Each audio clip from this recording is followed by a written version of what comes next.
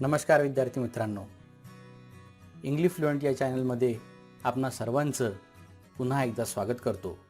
मी doctor Javed Khan Pathan आज आपल्यासाठी पुन्हा एकदा एक व्हिडिओ लेसन घेऊन आलेलो आहे. तरी इंग्लिश फ्लुएंट या चॅनलमध्ये आपलं पुन्हा एकदा स्वागत. विद्यार्थी मित्रांनो, सुरू करण्यापूर्वी आपणास विनंती करतो, जर आपण चॅनलला सबस्क्राईब केलं नसेल तर चॅनलला सबस्क्राईब करा आणि सबस्क्राईब केलं असेल तर आपले धन्यवाद, आभार आणि बेल आयकॉनवर क्लिक करायला विसरू नका, कारण येणाऱ्या नवीन व्हिडिओ नोटिफिकेशनसाठी बेल आयकॉनवर क्लिक करणं आवश्यक आहे. आजचा व्हिडिओ आपला माय इंग्लिश कोर्सबुकमधील 9व्या वर्गातील 2.1 म्हणजे कंपॅरिझन्स ही कविता आहे. अत्यंत महत्त्वाची, विरोधाभासांनी भरलेली आणि आपला शब्दसाठा वाढवणारी अशी ही कविता आज आपण शिकणार आहोत. चला तर मग सुरू करूया आजची आपली ही कविता. 2.1 कंपॅरिझन्स. आता कंपॅरिझन ही कविता सुरू करण्यापूर्वी आपण चिटचॅटचे काही प्रश्न बघून घेऊयात, जेणेकरून तुम्हाला कवितेमध्ये काय सांगायचं आहे हे सुद्धा कळेल आणि स्वतःच्या वहीमध्ये तुम्ही मग यांची उत्तरंसुद्धा व्यवस्थित लिहू शकता. तर पहिला आहे कंपॅरिझन्समध्ये वॉर्मिंग अप. बघा, चिटचॅट ॲक्टिव्हिटी. तुम्हाला प्रश्न विचारलेला आहे पहिला की what is your favourite colour, तुमचा आवडता रंग कोणता, तर तो सांगायचा आहे. मग पूर्ण वाक्यामध्ये आपण उत्तर देऊ शकतो की माय फेवरेट कलर इज ग्रीन असेल, रेड असेल, ऑरेंज असेल, येलो असेल, जे काही असेल, स्काय ब्लू असेल किंवा ब्लू असेल ते तुम्ही इथे सांगायचं आहे. दुसरा प्रश्न आहे what does it remind you of. हा जो काही रंग तुम्हाला आवडता जो रंग आहे हा तुम्हाला कशाची आठवण करून देतो. रिमाइंड यू ऑफ म्हणजे कशाची आठवण करून देतो. मग जर लाल रंग असेल तर कशाची आठवण करून देतो तुम्हाला. लाल रंग धोका असतो, रक्त असतं, याची आठवण करून देतो आपल्याला. गुलाबी असेल तर फुलाचं आपल्याला रिमाइंड करून देतो. स्काय ब्लू असेल तर किंवा ब्लू असेल तर आपल्याला पाण्याचा रंग किंवा आकाशाचा रंग आहे त्याची आठवण करून देतो. असं या ठिकाणी सांगायचं आहे की the blue colour reminds me of sky, red colour reminds me of danger, black colour reminds me of darkness or night time. असं ह्या ठिकाणी तुम्ही उत्तर देऊ शकता. नंतरचा प्रश्न आहे are you afraid of the dark. तुम्हाला अफ्रेड म्हणजे भीती वाटणे. Are you afraid of the dark, अंधाराची भीती वाटते का. वाटत असेल तर उत्तर द्यायचं आहे yes I am afraid of the dark. नसेल तर म्हणायचं आहे no I am not afraid of the dark. Then what does it make you think of. आणि अंधार म्हटलं तर तुम्हाला काय कशाची कल्पना येते किंवा कोणती गोष्ट समोर येते अंधार म्हटलं तर. So we all are afraid of ghost and night time. आपल्याला अंधार म्हटलं की मग घोस्ट किंवा भूतं यांची आठवण येते, म्हणून या ठिकाणी तुम्ही लिहू शकता the dark or night time reminds me of or make me think of ghost. असं या ठिकाणी उत्तर तुम्ही देऊ शकता. If you were asked to design a big garden. तिसरा प्रश्न आहे what will you include in it. जर तुम्हाला असं सांगितलं की to design a big garden, एक मोठं गार्डन तयार करा, बगीचा तयार करा, तर या बगीच्यामध्ये तुम्ही कोणकोणत्या गोष्टीचा समावेश कराल. इन्क्लूड म्हणजे समावेश करणे, हे या ठिकाणी तुम्हाला सांगायचं आहे. मग गार्डन बनवण्यासाठी काय काय लागतील आपल्याला. रोपं लागतील, त्यानंतर खेळणी लागतील ना, या सगळ्या गोष्टी तुम्ही तिथे सांगू शकता ज्या काही असतील त्या. मग तुम्हाला स्विमिंग पूल लागत असेल, काही फुलांची झाडं लागत असतील. Okay, so all these things will be included in your garden. So you have to tell about these things, whatever the things that you want to include in your garden. If you want to have some animals in your garden, then you can bring. If you want to make a zoo, so then you can bring those animals in your garden.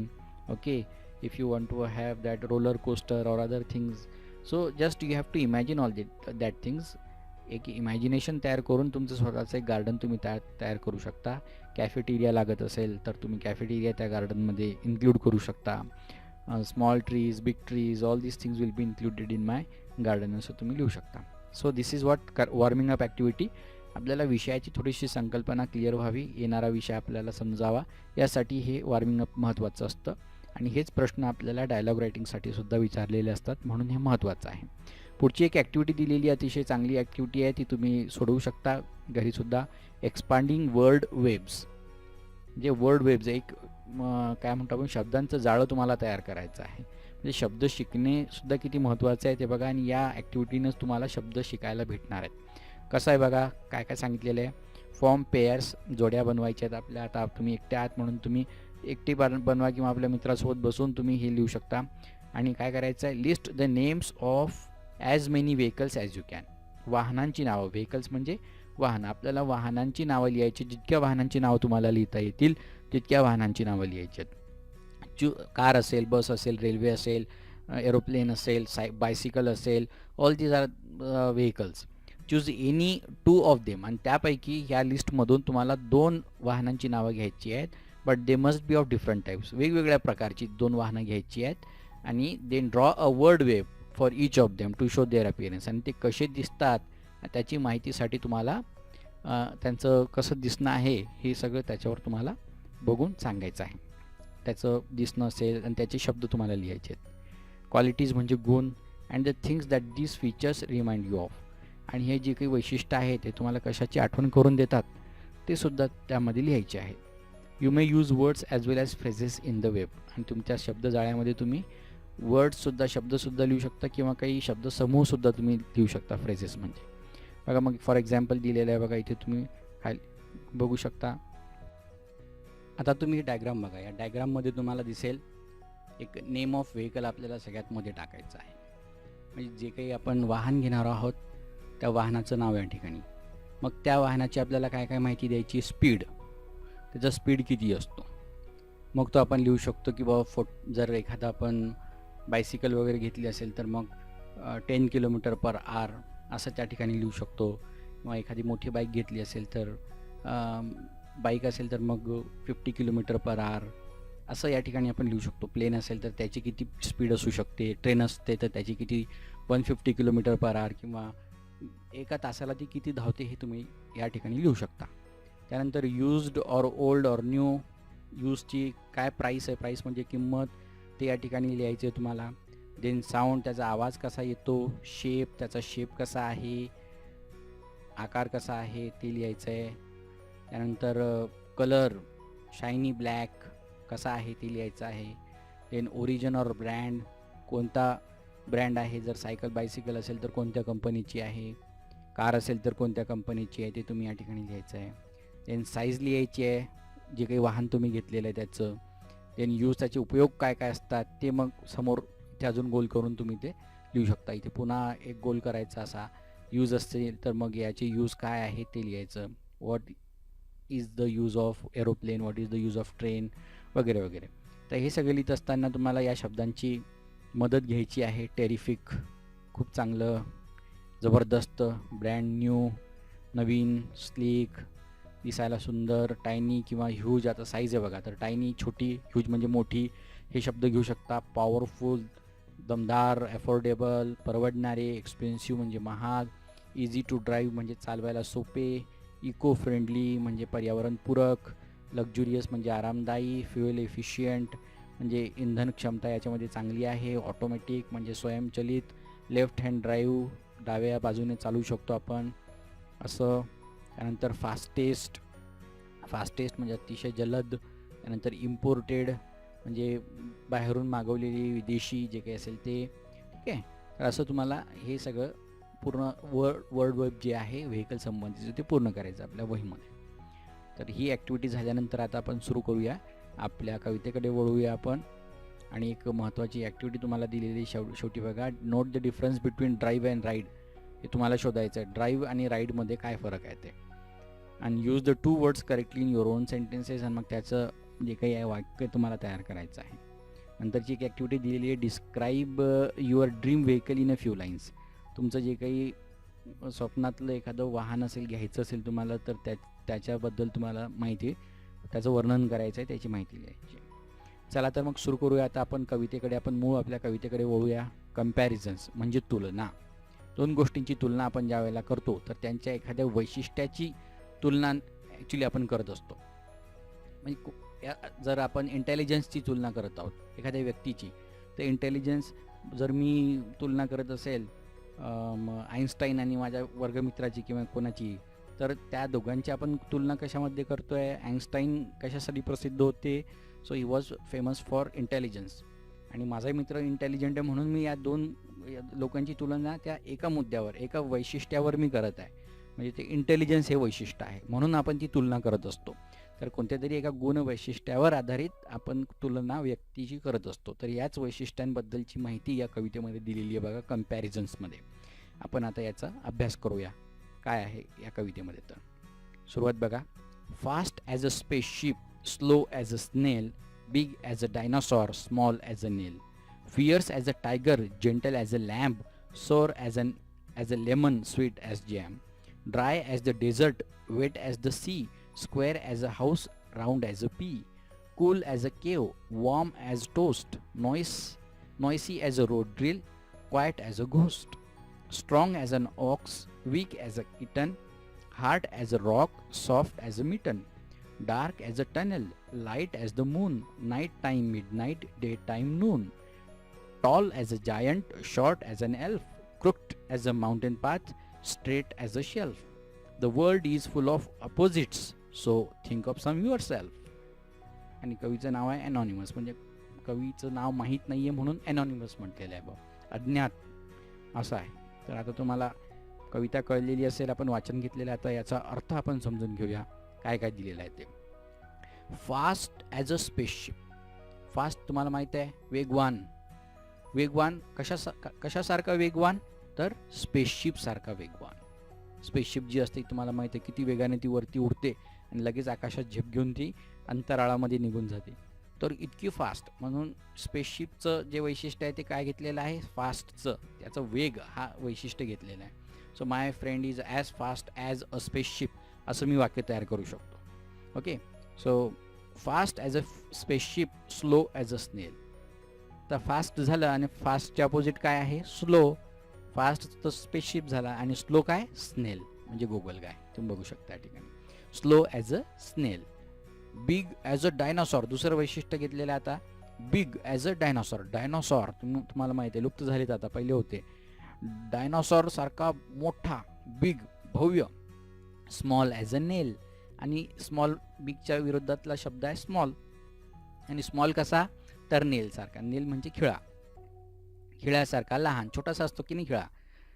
Fears as a tiger, gentle as a lamb. Fierce म्हणजे भयानक. भयानक कशासारखा भयानक, tiger सारखा, रागावणारा, गुरगुरणारा. Fierce as a tiger and gentle as a lamb. आणि सौम्य, जेंटल म्हणजे सौम्य, ॲज अ लॅम्ब. लॅम्ब म्हणजे आपलं कोकरू, शेळीचं पिल्लू किंवा मेंढीचं पिल्लू. लॅम्ब जे असतं ते छोटंसं पिल्लू बिचारा भेदरलेलं असतं, कुठे पळत असतं काही झालं तरी. तर gentle as a घाबरणारं lamb. Sour as a lemon, sweet as a jam. Sweet आंबट, आंबट कशासारखं, खारट किंवा आंबट. आंबट कशासारखं, लेमनसारखं, लिंबूसारखं आंबट. And sweet as a jam. आणि गोड कशासारखं, जॅमसारखं. जे काही आपण जेली जॅम वगैरे जे खातो ते कसं स्वीट असतं, तर ते स्वीट लागतं आपल्याला, ते गोड असतं म्हणून ते गोड.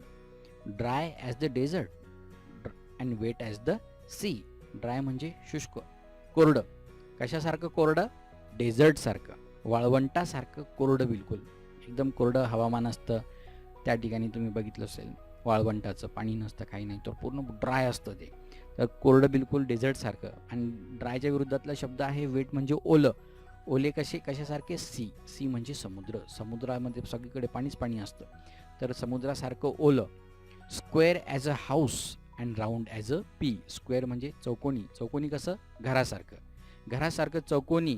आणि P, round as a P, वाटाण्याच्या बी सारखं गोल. स्क्वेअर आणि राऊंड दोन विरुद्धार्थी शब्द या ठिकाणी वापरलेले आहेत. पुढचं बघूया आपण अजून कंपॅरिझन काय सांगितलेलं आहे. Cool as a cave and warm as toast. Cool म्हणजे थंड, केव म्हणजे गुहा. गुहेसारखं थंड. गुहा अतिशय थंड असते, तिथलं वातावरण वगैरे जे असतं ते अतिशय थंड असतं, म्हणून म्हटलेलं आहे की cool as a cave and warm as toast. Warm म्हणजे गरम, कूलच्या विरुद्धातला शब्द आहे बघा. वॉर्म हे सगळे ॲडजेक्टिव्ह आहे. वॉर्म ॲज टोस्ट, आणि टोस्ट सारखं गरम. टोस्टरमध्ये टोस्ट बनवलेलं असतं की नाही, ते गरम गरम तयार झाले की ते थोडेसे आपल्याला गरम लागतात, कडक झालेले असतात, म्हणून त्याला वॉर्म म्हटलेलं आहे. तर टोस्ट सारखं गरम. Noisy as a road drill and quiet as a ghost. Noisy म्हणजे आवाज करणारा, गोंगाट. गोंगाट कशासारखा, रोड ड्रिलसारखा. रस्त्यावर जे ड्रिलिंगचं काम चालू असतं, रस्ता खणण्याचं वगैरे, त्याला रोड ड्रिल असं म्हणतात. ते सतत आवाज करत राहतं, तर त्याच्यासारखा गोंधळ. गोंधळ कशासारखा, रोड ड्रिलसारखा. आणि शांत, क्वायट, नॉयसीच्या विरुद्धातला शब्द आहे क्वायट. क्वायट म्हणजे शांत. शांत कशासारखा? घोस्टसारखा, भूतासारखा. आपल्याला कळत नाही भूत केव्हा आलं. भूत नसतातच ॲक्च्युली, परंतु ती आपली कल्पना असते. परंतु आपल्याला माहिती आहे पिक्चर वगैरे बघून की अतिशय सगळीकडे भयानक शांत वातावरण झालेलं असतं आणि अचानक भूत आपल्यासमोर आलेलं असतं. रात्रीची शांततेची वेळ असते आणि अचानक भूत आपल्यासमोर येतं. आपल्याला असं वाटत असतं. तर क्वायट ॲज अ घोस्ट, भूतासारखं शांत. Strong as an ox, strong, बलवान. कशासारखं बलवान? ऑक्स म्हणजे बैलासारखा बलवान. आणि वीक ॲज किटन. आणि स्ट्रॉंगच्या विरुद्धातला शब्द वीक, दुर्बळ, कमजोर. कमजोर कशासारखा? मांजरीच्या पिलासारखा कमजोर, kitten. Hard as a rock and soft as a mitten. Hard म्हणजे कठीण, कडक. ॲज अ रॉक, रॉक दगडासारखा कडक.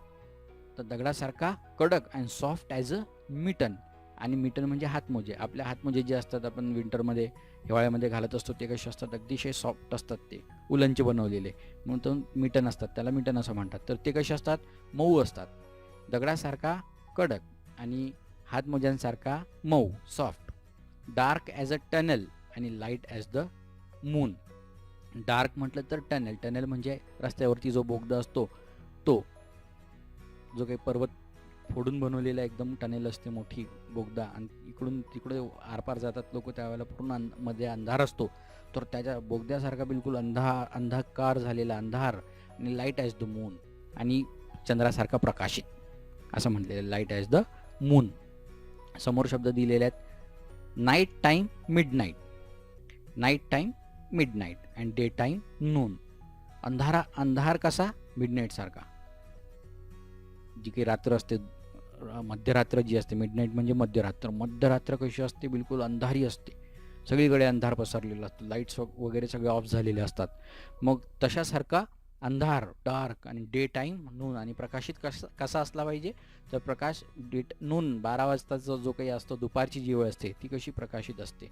तर डे टाईम, नून असं सांगितलेलं आहे. नाईट अँड नून, दोन विरुद्धार्थी शब्द वापरलेले आहेत. Tall as a giant and short as an elf. Tall म्हणजे उंच, जायंट म्हणजे राक्षस, राक्षसासारखा उंच, and short as an elf. आणि एल्फ म्हणजे परी, जंगलात राहणारी एक परी, वन देवता ज्याला आपण म्हणतो. तर ही जंगलात राहणारी छोटीशी परी आहे, कल्पना आहे. तर ही परी शॉर्ट असते, छोटीशी असते. तर तिच्यासारखी छोटी, परीसारखी छोटी, आणि राक्षसासारखा उंच, शॉर्ट, बुटका ज्याला आपण म्हणतो ते. Crooked as a mountain path and straight as a shelf. Crooked as a mountain path.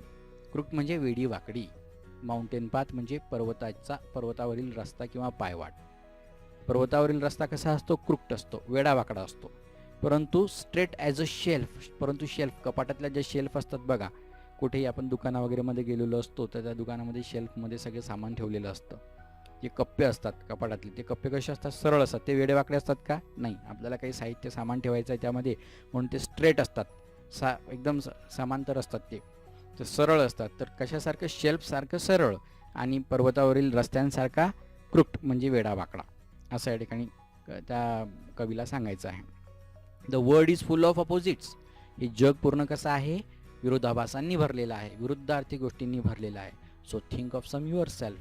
आता तुम्ही विचार करा, काही विरुद्धार्थी तुम्हाला समजतात का?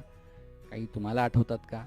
So think of these opposite words. आता तुमचा शब्दसाठा जर तुम्हाला वाढवायचा असेल, तर या शब्दांची तुम्हाला अजून काही वेगळे शब्द सुचत असतील, तर त्याची कविता तुम्ही तयार करू शकता. असं या पूर्ण कवितेचं विवेचन दिलेलं आहे, विश्लेषण आपण बघितलेलं आहे. तुम्हाला नक्की कविता समजली असेल. कवी एनॉनिमस आहे, म्हणजे अज्ञात आहे, कोणी दिली माहीत नाही आहे. आपल्या ज्ञानामध्ये भर देणारा असा ही जी कविता होती आज आपण बघितलेली आहे. कवितेचा अर्थ तुम्हाला पूर्णपणे समजलेला असेल. मार्जिन क्वेश्चन्स वगैरे आणि इंग्लिश वर्कशॉपचा व्हिडिओ आपण नंतर सेपरेट तयार करूयात, त्यावेळेला आपण ते समजून घेऊयात. आजच्यासाठी इतकं पुरे. व्हिडिओ आवडला असेल तर चॅनलला, इंग्लिश फ्लुएंट चॅनलला सबस्क्राईब करा, आणि नवीन येणाऱ्या व्हिडिओजसाठी बेल आयकॉनचं बटन दाबा. आज आपण इथे थांबूया. धन्यवाद.